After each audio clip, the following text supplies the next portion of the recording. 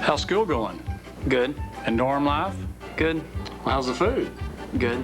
How are your studies going? Good. Have you chosen a major yet? Yep. And what is it? Communication.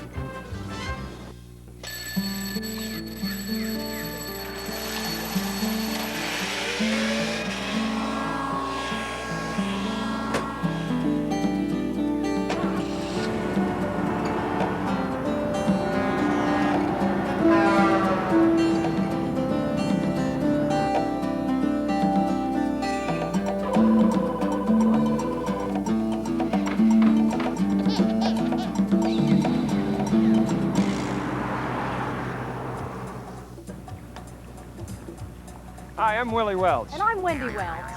And we're putt-putting. Welcome to a survival guide for adults. On today's show, are your teenagers driving you crazy? Oh boy, my parents could have used this video when I was a teenager. Why is that, Wendy? Well, when I was 15, my friend Leanne and I decided we were going to dye our hair. They think of me as probably an authority figure, probably a little old-fashioned. Kind of old-fashioned, pretty old-fashioned. That's the one I was going to use. They're living back in the 50s or something. Mama, this is the 90s. They say I'm over the hill. It's like they just want to take control of you. Don't trust me. My parents don't listen to me. She doesn't listen to me. They can be manipulative to get what they want. My parents are socially out. A little out of touch. My parents just get on my nerves. They think I'm too strict. My parents are strict. Strict and old-fashioned. My parents are perfect. I think he thinks I'm pretty cool. She can be cool. My teenager thinks I'm the worst person in the world. Sometimes I can be a pain. He has his moods. Moody pretty much sums it up. They both can be grumpy sometimes. Both of mine probably think I'm a real witch. She can be a witch sometimes, but my parents rock the house. Paranoid. They just worry about us too much. My parents are overprotective. Overprotective? Too overprotective. Most of the things my teenagers think about me, I would imagine are true, but I don't really care what they think. Basically, they're pretty good kids. I feel like I'm on that really big roller coaster at Disneyland. You know, you're going up the first hill and you got that feeling in your stomach, that funny feeling, you know it's coming. But Well, why do you feel like that? Grady, our son, you know, our really neat son. Yeah, well, I know what's coming. He's going to turn into a teenager. And then I've got this queasy feeling right here. No, not Grady. He is such a neat kid. Uh-huh, that's what my mom said about me. You mean he's going to do to us what we did to our parents? It could happen. Grady's going to drive us crazy. They love to play the music extremely loud. Wear their earrings and their nose rings and their eyebrow rings and their tongue rings. He tends to push you. He wants to test you and see how far you go. They seem to know all the answers. Sometimes they're not as open and honest as they could be. At least once a week, if not 2 or 3 times a week, they need money for something. You grew up saying yes ma'am and no ma'am and yes sir, no sir. There's no respect for, for parents, no respect for authority. My parents would kill me if I acted that way. Whenever you tell them to do some chores around the house, they always seem to forget.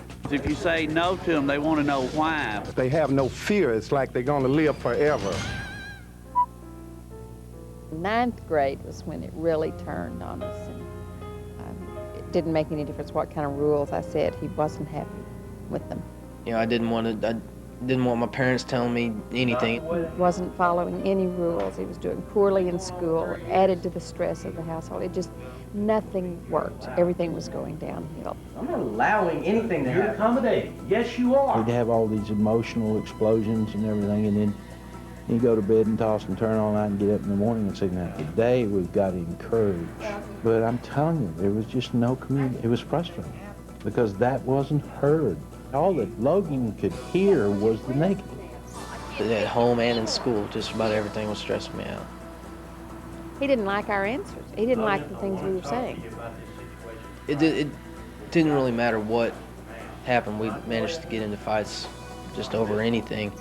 The more we sounded like parents, the more he shut us out. And you immediately start having self-doubts. I missed something. I didn't give him some lessons that he needed. I didn't give him the security he needed. You know, why is he pulling away so? Why does it have to be so harsh? It hurts. You know, it hurts when it has to be a tearing instead of a gradual change. How many times do I have to tell you that?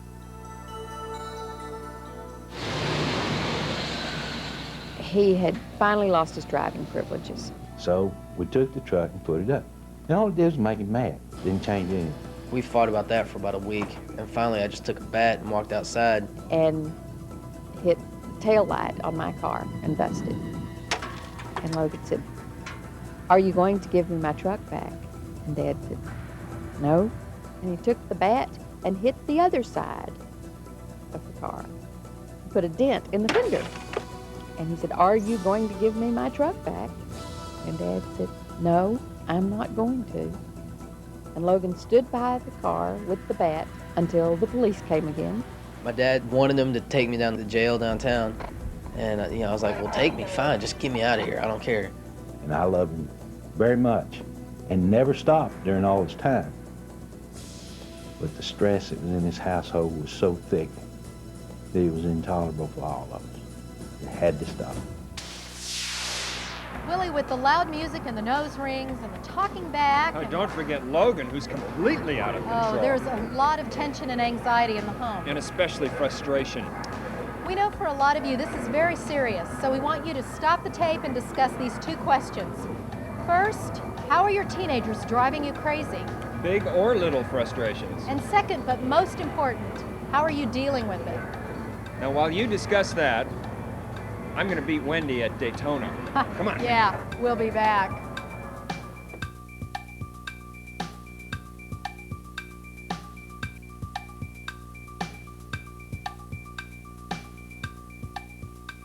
Welcome back. All right, Willie, let's hear it. What? Come on, I want to hear you say it. I want to hear it out loud. Who won? The clutch failed, my brakes jammed, I hit an oil slick. Come on, Willie, you hit a wall. It was a wall, Willie. Come on, I want to hear you say it out loud. Who's the better driver? Wendy, it was a game. You won the game. You're a better driver in a cartoon. Now, baseball is a real game. I'm up for that, but don't you think we ought to get back to the discussion? Oh, yeah. Oh, there's a gap. There's a generation gap dividing families. Sort of like a wall, Willie? You're not going to let me forget that, are you? They kind of let me know sometimes that they hate me for things that I do. It's not that she won't talk, but it's like she won't listen. She's almost a stranger. And I talk with her and she answers, but it's just not the same as it used to be. I don't know why. She just didn't even really care about what we thought about anything. I mean, it was like she was just living in our house, eating the food, wearing the clothes, just getting the benefits of living in a family but not being part of it. My oldest son has kind of shut me out of his life unless he's really in a real crisis to where he feels like, I can't handle this. This is something that mama needs to take care of. Then he'll, kind of part way open the door to kind of let me in long enough to take care of that problem. And after that problem is over, then he wants me back out of his life. Well, I know that separation is a part of growing up. Becoming independent. But does it have to be so painful? I think it's time we listen to an expert.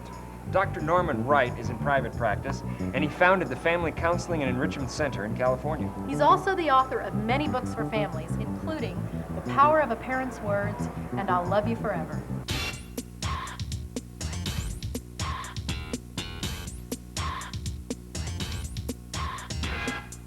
Thank you, Wendy and Willie. Bill Cosby, in one of his comedy routines, suggested when a child gets to be 13 that he be locked in a barrel and fed through a hole for about 7 years. Then he can emerge from the barrel a mature adult, and his parents have been spared 7 years of turmoil. I think a lot of you know exactly what Cosby is talking about. But since that's not really an option, we're going to have to come up with a practical plan for living in harmony with that strange creature who eats at our table, demands our money, and then questions our authority. You've heard from a number of parents, some dealing with loud music and nose rings, others coping with an out-of-control teenager. Maybe you're looking for help too. Some of the things I'm going to say will sound familiar, but just because you've heard it doesn't mean you've applied it.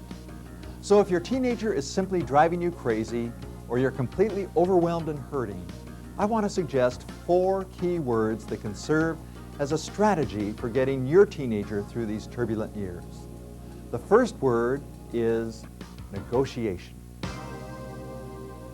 She just would choose not to do what I asked her to do. We wrote out a little contract and we said things that we would do, that she would do, and her chores around the house would do, and how we would try to make things work out so they'd be evenly distributed between her and her sister. I need you to write down all the things that you already know that I expect. That worked pretty good. And then 2 months would pass, and I get a note that says she had been at school for 6 days, and I had no knowledge of her being out of school. I want you on the school campus. I know that some of the guys that Keela's involved with may be involved in some gangs, and I don't want her relationship with them to bring any harm to the rest of my family members.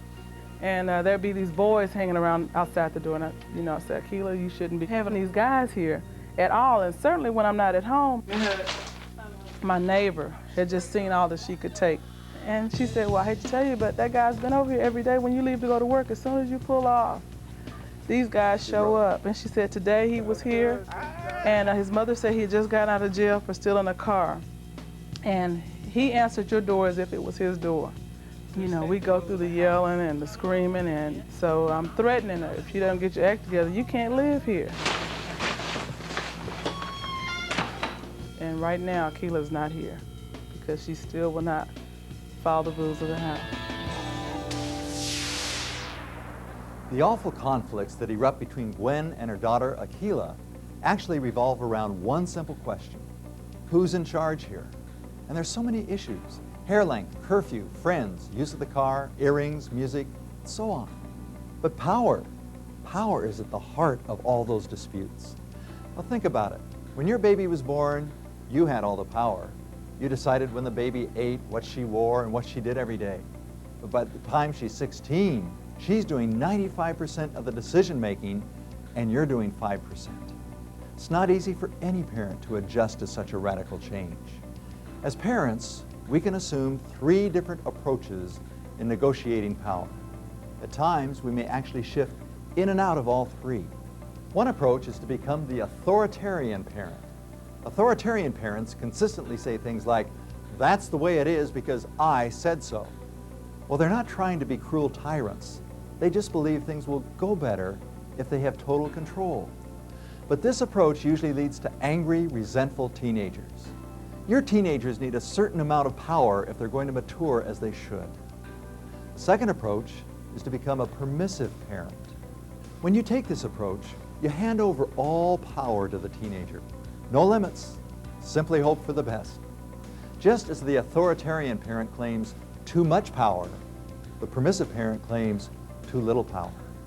The middle ground between these 2 extremes is the flexible parent.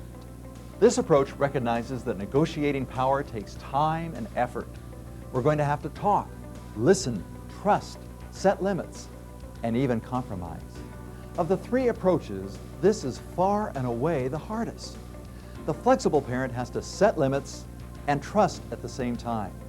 He has to have dreams for his child and then let that child become what she chooses to become. Being flexible enough to negotiate power with our teenagers is the only way to teach them to be responsible. Remember, as parents, we're trying to work ourselves out of a job. The authoritarian parent won't admit that, and the permissive parent is trying to get out of the job too early. But the flexible parent carefully negotiates so at the age of 18, that child is ready to move out into the world and make some independent, responsible choices. She wanted to quit school, and I told her, fine, but you have to find a job. I won't have anybody just laying around my house. I don't do it. I work every day. So we put her to work, and within 6 months, she wanted to go back to school. But there are times I'll let him make a decision and then live with his consequences. And next time he generally makes a little bit better informed decision. In my house, you may choose to go to church Sunday morning, or you may go to church Wednesday night at the youth, you know, and that's what we give our teenage son. Teens should be given the privilege as well as the freedom to make certain decisions in their life, but when it gets to the point as a father, I see that they've made the wrong decision, then there's no negotiating. Don't tell them no unless you have to, and then mean it. She has to see that it's part of life, negotiation. You both have to give. Like I said, negotiating will be tough. And we can't talk about negotiating power without considering the second key word, communication. If communication is done poorly, the negotiation of power will never take place. If communication is done successfully, power can be negotiated and responsibility taught. Talking about communicating with a teenager and actually communicating with a teenager are two totally different things. Sometimes it's hard to get information out of them or get them to talk to you and tell you what's going on in their life. You're sharing the same house, but you're not really a family. You know more about what's going on with the people at work than you do about what's going on with your own kids. I'm interested in what she's doing, and when she just says, oh, nothing happened today or nothing that concerns you, and shuts me out that way, that makes me feel really sad. It was almost like we were speaking different languages for a while. You know, you indicate to them by your body language, by whatever you don't have time. And I've had to go back to my kids and apologize because I pushed them off. And because I know I don't like rejection, so, I don't want to do that to them. Communicating love to someone who answers with grunts and stares is not an easy thing to do.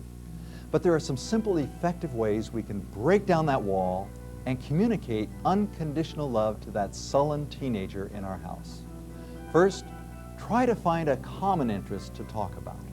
You got to seize the moment or the opportunity and spend some time talking with them, like if you're taking them somewhere or traveling somewhere with them to get into some deeper conversation. And always have an open mind to the point to where you're willing to listen to their opinion. If you can isolate your children from their daily activities, get them out somewhere alone, then that's when you can really talk to them.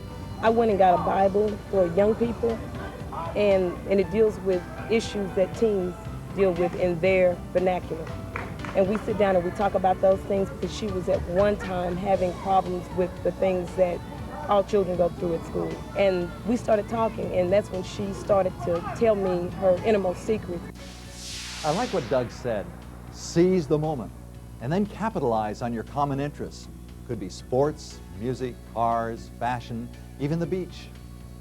But another way to communicate unconditional love is by showing respect. Simply treating your teenager like an individual.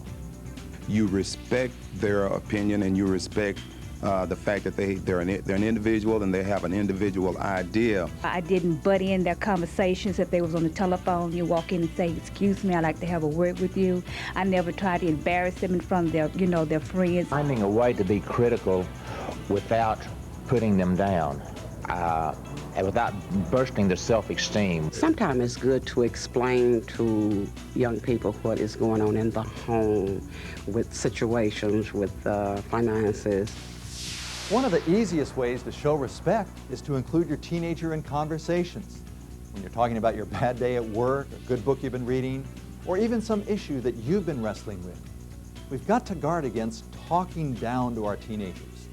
It's sad if the only time we try to communicate with them is when we're upset about a messy room or a busted curfew. But that brings me to the third way to better communicate. Focus on the positive. Tell them that they're God's gift to you, that He could have placed them in any other home, but He's put them in yours. Try to be an encourager and, encourage them when they're down or when they're trying something new. It's also got to be sincere because they can really tell if it's not sincere. I wrote her a nice little letter on my PC at work, and I told her how proud of her I was, of all of her accomplishments in her grades and spiritually. When you make a child feel like their lives are important and things that goes on in their lives, that's when I think they truly know they're being loved because they're important. I'd like to make a suggestion that you keep track of how many negative things you say to your teenager versus how many positive things. Unintentionally, we can slip into a pattern of harping about little problems. When you pay attention to mistakes people make, that basically reinforces the problem. Whenever a teenager does something right, they need to hear about it. Not in a long lecture, but just a couple of words. But if we limit communication to words, we'll probably miss the best way to express our love. So my next suggestion is this: hug your teen. I try to have that physical contact, and we hug a lot. Put your arm around them, tell them how much you love them. I don't care how often you say you love them, or even a lot of time in terms of what you may do materialistically, but if you don't make them feel it, it's just like it doesn't even exist for them. I wanted to be the kind of father that my son could come up and give a hug to. Most communication with teenagers is nonverbal. Expressions on our face say more about our true feelings than words ever do. Hugs and high fives will be welcomed much more than syrupy sentiment. A gentle pat on the back and a loving headlock can convey our love in a non-threatening way. But finally, to successfully communicate your love, you must simply be there. I try to make more time for my daughter. Just fun stuff. Getting involved in the music.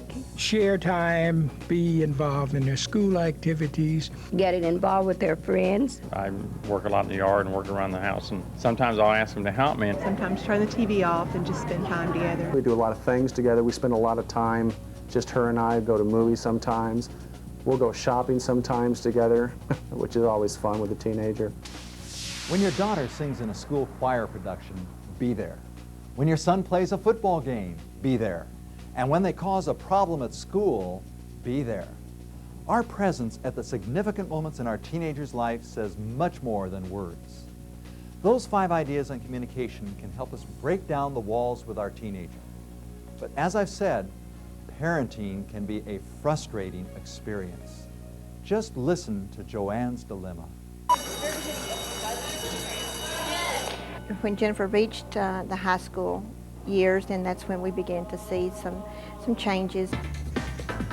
Not only her attitude, but in the people who she chose to be with. I've always been the kind of person that wanted to live on the edge, and that was the crowd that did it. We had rules and we had things that we expected of her, but to her, she just pushed them. And I would deliberately stay out just to prove that I was going to do it. And they would tell me, "You're not going to go out." And I was like, "Yes, I will. I will do it." You get to a point that you don't want to argue anymore. It's just much easier to give in, that you don't want any conflicts anymore. Jennifer met a young man, a boy. And exactly 3 months later, I found out that I was pregnant, and I can remember just crying. It's kind of scary at first, of course, and hurt. And I can remember people saying, "You did it on purpose to hurt them, intentionally." And now then, I was being cheated on giving my daughter a nice wedding and seeing her marry. I dealt with all of those emotions, very hurt. I was embarrassed. After Michaela was born, Jennifer just did not show any type of responsibility. I didn't want to hold her. I wanted everybody else to do things for me. For instance, during the nights that Michaela would wake up, well, it was much easier. "Mom, you feed her." I would lay there and just lay there and lay there and hoping that my mother would get to her. I wanted to think of things that would make her change, and then when she didn't, and I thought, well, what have I done wrong? I'm just a rotten mother, a rotten example, bad example. Joanne and Jennifer's story leads to the 3rd word that must be a part of our strategy: determination. I want to give you a 4-word motto to whisper when your patience is failing and you're about to despair. Get them through it. That's it. As a mother, Joanne must have wondered, how can this irresponsible, disrespectful, immature person ever hope to make it in the real world with a baby?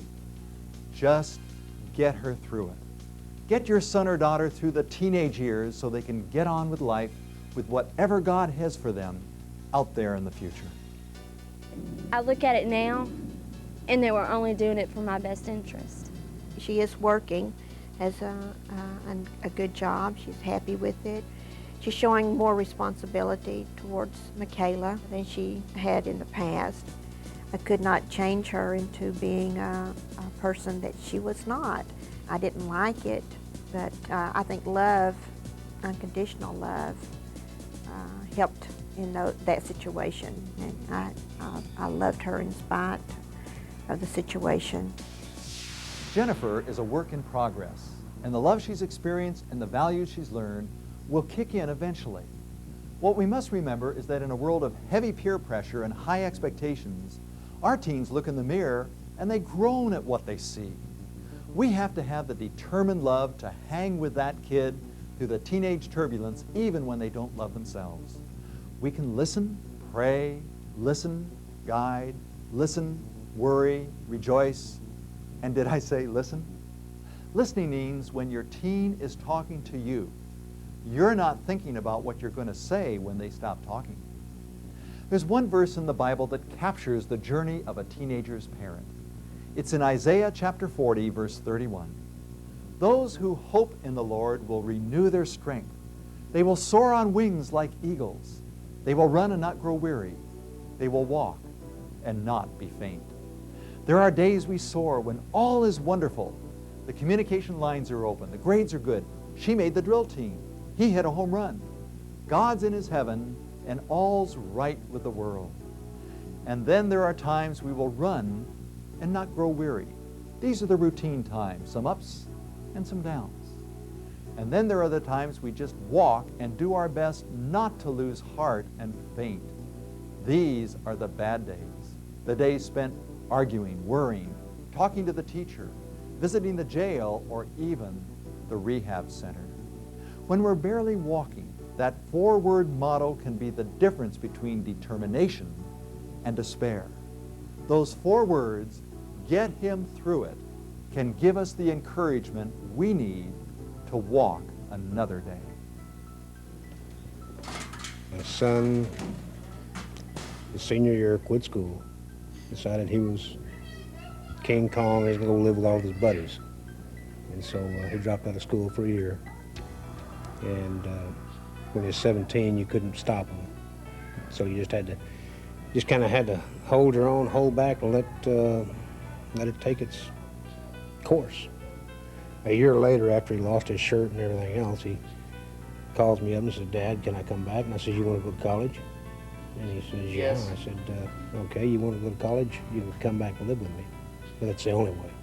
So yeah, he came back, and he's a manager of a company now, and going to college and everything, and he's pretty well straightened out. But teenagers are going to go through cycles, and all you got to do is you have to ride the waves with them, so to speak.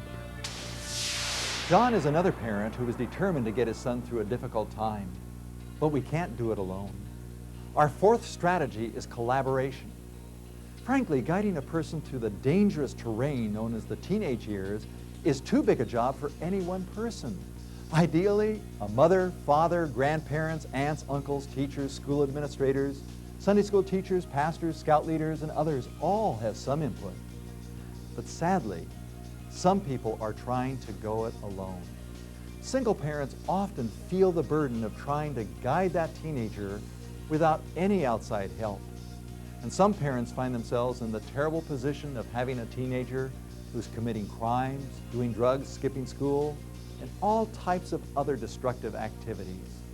What do we do if our teenager is out of control? Get help. Let's take another look at Logan and his parents.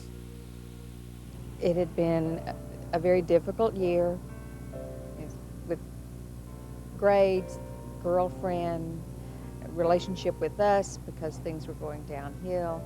And it just sparked me, and I was just like, forget it, enough's enough. Grabbed the gun, loaded it, put it in my mouth, and pulled the trigger. And there he was, there's your child in the next room trying to kill themselves. It's like watching a child drown. Never known such panic.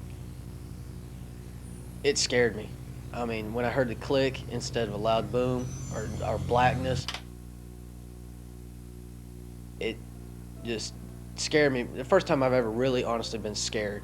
All the time this is going on, you question your ability as a parent. Just why have I not been able to do more for this young man, for this child that we love so much? I must be a terribly inadequate parent. And that night, we had a family discussion about it, so that's when we decided to go to the psychiatrist I'm seeing now. You reach out for the best resources you know.